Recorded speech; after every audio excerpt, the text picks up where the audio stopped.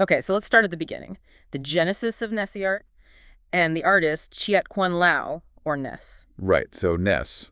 His art journey kicked off in Singapore. Seems he had a real passion for graphic art from early on. Then he makes this big move, doesn't he? To Australia, or Oz, as people often say. Yeah, to City.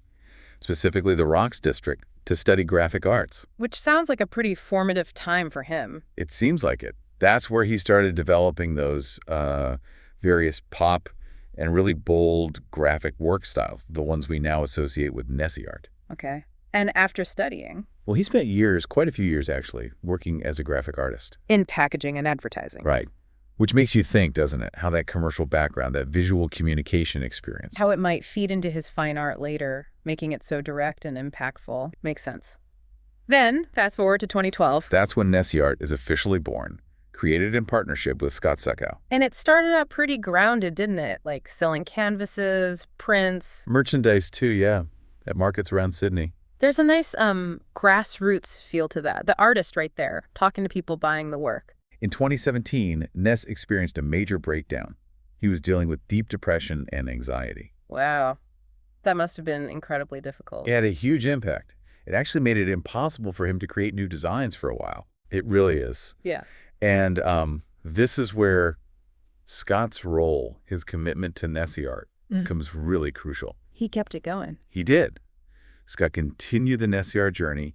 He opened the Pop on the Rocks gallery. Pop on the Rocks, near where Ness studied. Right, back in the rocks. Exactly. So the location itself has this sort of resonance, a connection to Ness's beginnings. And the gallery had a specific vision. A really positive one. To brighten lives through pop art. I like that. So more than just a shop. Definitely. It wasn't just about selling art. There was a clear purpose behind it. For instance, the opening event benefited Beyond Blue. An organization supporting people with depression and anxiety, directly connecting to Ness's experience. How long was the gallery open? For 2 years. And it sounds like it was really significant, not just for keeping Nessy art going, but maybe also as part of Ness's recovery process. It really highlights how art and community can play a role in healing, doesn't it? It certainly seems that way. And the really positive outcome, the wonderful news, is that Ness has started creating new artwork again. That's fantastic to hear. It speaks volumes about his resilience, his creative spirit. Absolutely. So that brings us more towards the present day. Nessy art is still going strong. Yes. It continues through the online store, which is great for accessibility.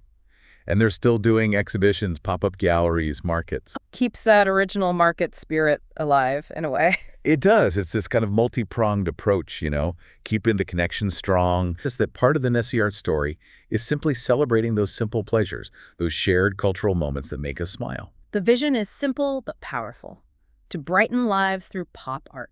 Clear and positive.